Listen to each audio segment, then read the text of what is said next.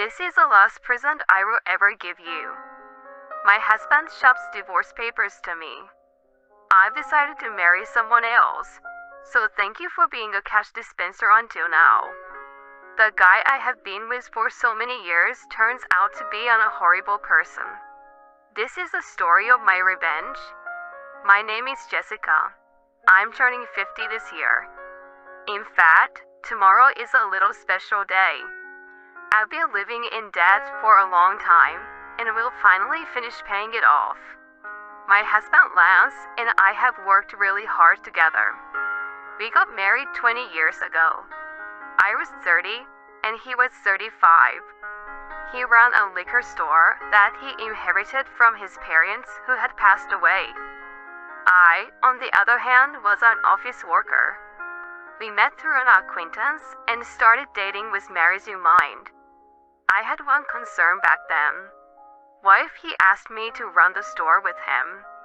I was working as a financial consultant who advised on insurance and investment to individual and corporate clients at the time.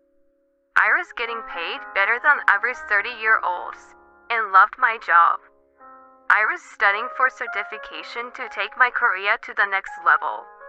When he proposed to me, he said, "I know you have been working hard to get the certification. I want to support you in any way I can. I have enough stuff at the store, so I can manage it myself. You should pursue your dreams." His assurance was a catalyst for my decision to marry him. He was benevolent and always on my side. I truly wanted to build a life with such a man. As we agreed in the beginning, he focused on his business, and I focused on my work. We thought that our marriage was going well. About a year into it, he went to work and I was spending my day off at home. When I was vacuuming under the bed, it caught a lot of papers. It had been less than 6 months since we moved in. I wondered why there was such clutter. I picked up a crumpled piece of paper and opened it. The header in bold letters jumped into my eyes.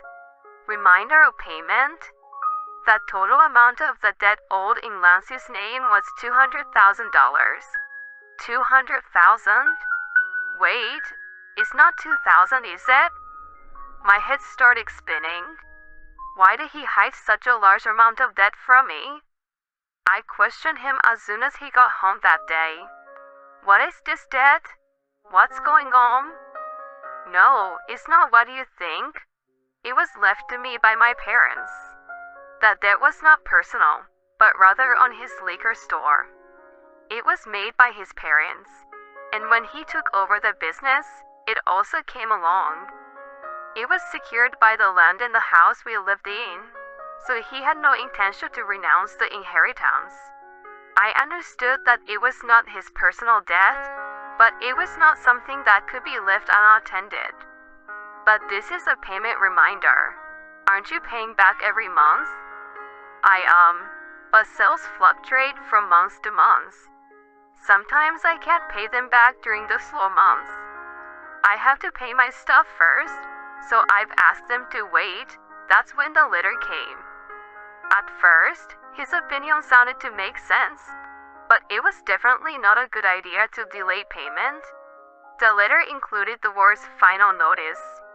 I didn't tell you because I didn't want you to freak out. Don't worry though. Business is on track, and we haven't been evicted from the house, right? That's true, but... I looked at him anxiously. Then he mentioned something unexpected. If you are so worried, why don't you help me pay off? You are making quite a lot, are you? Huh? I wasn't comfortable with where he was going. It was not my store. A husband and a wife are supposed to help each other. My debt is also yours. That's a bit sudden. Are you okay if my store went out of business? Many people would suffer if it was gone, you know. I guessed. He was right. His store had become an indispensable part of the community. It was located in the suburbs where there weren't many shops or supermarkets around. He was also selling fresh foods, such as meat and fish, and offered a home delivery service.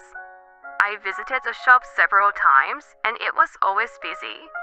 Some customers stated that they were so grateful to have it in the neighborhood.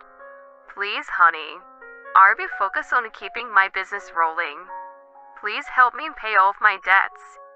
I respected the way he took his work seriously and devoted himself. I didn't want to see his store disappear. I didn't want that to happen for sure. Being married means that we support each other at all times. If he was struggling, it seems only natural for me to help him. Okay, I repay back as much as I can every month from my salary. You can concentrate on managing the store. I could help financially, but only he could run it. I was happy that he relied on me above all else. However, it was the beginning of a change in him. About 3 years had passed since I took over his debt. He often came home late. What were you doing till this late? You reek of alcohol. I just had a few drinks with my customers. Honey, did you make a payment this month? For some reason, he sounded condescending. I did last week. Why? My store depends on you. You'd better keep paying on time. Whenever he got drunk those days, he gave me an order. I had taken it as nonsense from a drunkard, but it started to prick my nerves when he did it repeatedly. He made it sound like it was normal for me to pay back his debt. By the way, Matt has a third kid now. I envy him. Matt was his friend from high school. He had his own business just like Lance. His wife also worked in the store with him. I've been wanting to talk to you about that. I told him what I had been keeping to myself. Don't you think it's time for us to start a family? His reaction was very cold. What? Baby? My business has just started to picking up, and we were still in debt. How can we be so irresponsible? The debt was his. I held back my annoyance. Matt has 3 children now, right? We can manage one too. His parents are still well. His wife works in the store. They are different from us. I couldn't counter that. I always thought that I would have children when I got married. My dream was crushed easily. So, until I pay off all your debts, we can't have a baby? Well, I guess that's how it's going to be. If you make a lot of money and pay off the debts quickly, I would think about it. His mean smile disgusted me, but I felt impatient to pay off the debts as soon as possible. How blind I was. Even though it was an irrational demand, I was too occupied with the thought of starting a family and didn't even think about it. From then on, I worked tirelessly for Lance. I actively obtained qualifications, took promotional exams, and secured a salary increase. I started earning much more than women my age. I even made advance payments, but the debt didn't disappear so easily. I turned 40 before I knew it, and had to give up on having children. I thought to myself that I still had my husband and that he was enough. He relied on me, and I could do anything for him. As long as I still believed that, I remained happy. Lance started coming home later and later as the days went by. He sometimes came back in the morning. I was working in the store, and it was morning when I realized it. I had to go out with a customer, and the next thing I know, the sun is out. When I saw him working so hard to protect the store, I felt that I had to do my best as a wife too. We were on the same boat, selling for a better future together. The months and years went by, and the day finally arrived. I was going to make the last payment the next day. For the sake of the debt, I had to pass on all sorts of luxuries. I didn't need to do so anymore. I could finally spend my hard-earned money the way I wanted. I realized that ever since I got married, I had been thinking too much about money. We had never taken a vacation or even dined at a nice restaurant. We were still in our 50s. I hoped to finally enjoy such things from then on. On the day the last payment was due, I took a day off. I cooked a more luxurious dinner than usual, prepared a bottle of wine, and even baked Blancy's favorite chocolate cake. I wanted to celebrate the debt-free life together. When he came home from work, I put them on the table and said, "Finally, it feels like it's been a long time, but last 20 years have gone by so fast, haven't they, honey?" He was trembling and kept his head down. I wondered if he was crying from happiness. As I was stunned, he started cracking up in a way that I had never heard before. "Ha ha ha. What the hell is going on? Are you okay?" The man who was supposed to be my husband declared the most outrageous thing. "You're dismissed now. I'm grateful to you for the past 20 years. Thanks to you paying off all my debt, I'm a free man. Great job. I don't need you anymore." What are you talking about? I seriously had no idea what he meant. Then, he took something out of his bag. "This is my last present to you." Petition for divorce in bold letters stabbed my eyes.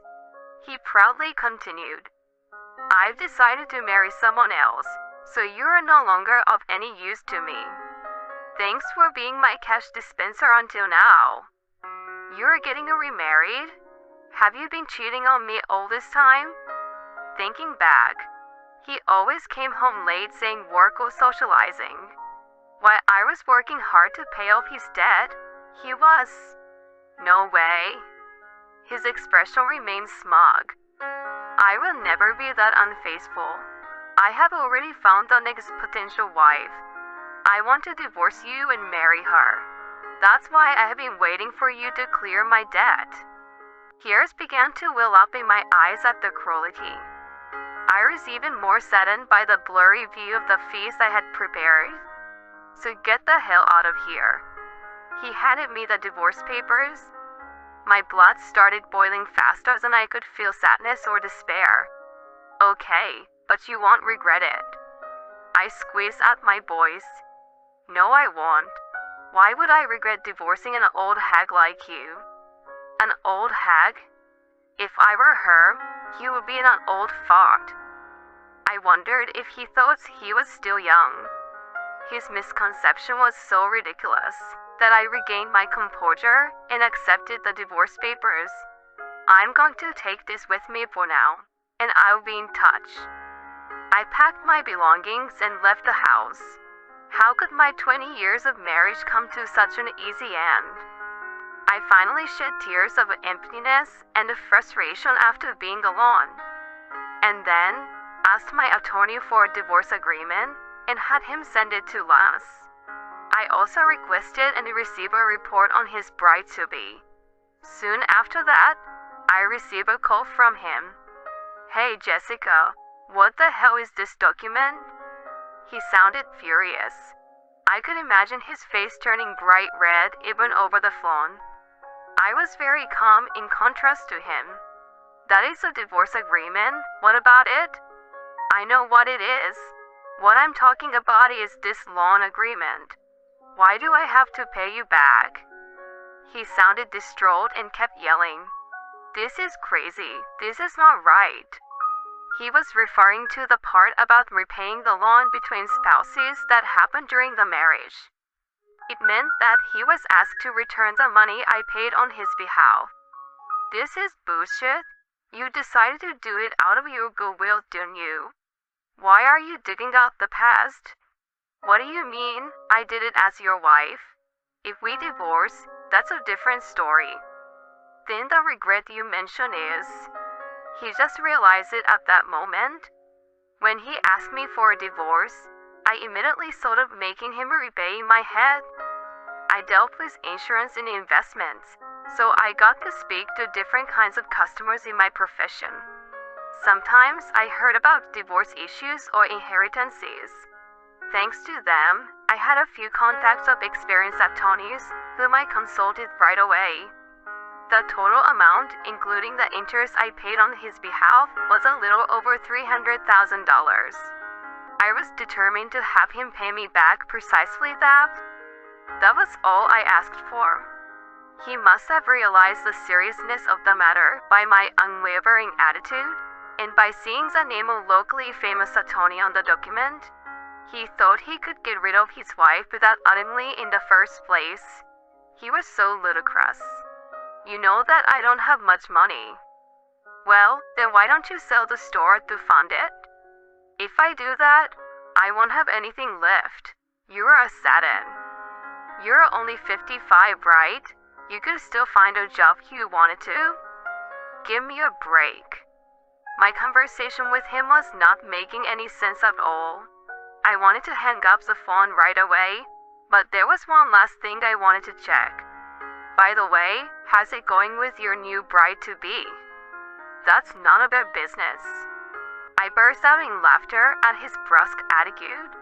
True that. It sounds like you're going through a lot. Good luck. I was about to hang up the phone. Wait a minute. I've decided not to marry her. We can start over. For some reason, he pleaded with me. I yelled my last words at him and hung up the phone. Start over? Don't kid yourself. I don't want you. I had been married to such a man for 20 years. I wondered if I looked more ridiculous than him in the eyes of others. I truly did respect him until the divorce came up. It was because I had watched him work so hard for the store and for his customers. I wanted to support him. 20 years later, I realized that he was just a fool. The remarriage he mentioned was just his self-indulgence. It started when he innocently flirted with a teenage university student who worked part-time. You are so cute, Melissa. Will you be my wife? She also played along and jokingly replied, Well, I would think about it if you let me be a full-time housewife. The truth was that he thought she was serious. The idea of marrying a man who was almost 40 years senior was nothing more than a joke to her. Of course, she was horrified to learn of his seriousness. When he persistently pressed her to marry him, her parents had to intervene and place a restraining order against him. When I read the report from the private investigation, I laughed so hard that I hyperventilated. When he started coming home late, I thought he was working hard, not knowing anything. Instead, it was the opposite. He was often hitting on young girls at his favorite bars and strip joints. He made a fool of himself by saying things like, I'm surprisingly popular with young girls. I'm a salesman, so I have this easy to talk to aura and get along with them. And I'm told that I look younger. Don't you think so? The girls apparently cringed at his comments. He no longer had any use for an old wife like me, and saw me only as a cash dispenser. However, his misconceived image of himself was hilarious. He was not taken seriously by anyone, and became somewhat like a stalker, who almost got in trouble with the police. Maybe it would have been better if he had cheated on me. Too bad he couldn't even find a mistress to have an affair with. Anyway, the reason why he aimed to marry a young girl was that his friend Matt had a grandchild. The story Matt told me was this. As soon as he saw my grandchild, he said he wanted to have a child himself. I scolded him and said that he shouldn't say such a thing. You had been paying his debt for him. I was very harsh with him, but I had no idea he had done such a thing. He was absolutely mortified. I'm glad I didn't spend my golden years with that man. I muttered to myself. My divorce was finalized. Since the division of property between us was not clear-cut, he had room to negotiate for his own benefit. However, he gave up just because my attorney was well known. I wondered how such a godless person had managed to stay in business all that time. He ended up selling the store to pay me back. Fortunately, just before he sold the store, his employees had abandoned lands, so no misfortune befell them. A lot of customers frowned at him for giving up on the business that was passed on to him by his parents. When they found out that the reason was to pay back his ex-wife, they were in a state of shock. When he demanded a divorce, he got what he deserved. It was a true story, but sounded like a comedy, which spread throughout the community. Even if he hadn't sold a store, the bad publicity would have affected his business. It was probably a good thing that he sold it before he went bankrupt. The money from the sale was not enough to pay me back. He continues to work part-time jobs to pay me back to this day. Sometimes I receive messages from him. It was all my fault. Can we get back together? I was crazy back then because Matt was showing off his grandkid. Unfortunately, even after I block his number, he keeps calling from different phones. If you contact your ex-wife any further, we'll file a restraining order. I've had my attorney give him a warning, then the calls have stopped. As usual, he's terrified of the attorney. By the way, guess what I do for work now? I'm a marriage counselor. Just as turned 50 and wanted to try a new job, my friend opened a matchmaking business. I quit my previous job and joined her. While helping singletons to find a match, I also provide advice on financial issues between couples, how to decide on insurance, and so on. It was a hit, and the number of members quickly increased. The couples who want to have a frank and thorough discussion from the beginning have appreciated our unique service. I've been through a lot, and I don't want them to make the same mistakes I did. Although my salary is a little lower than before, I enjoy helping others be happy every day. I got my happiness after getting rid of my ex-husband. Today, I'm doing my best to be a bridge to someone else's happiness.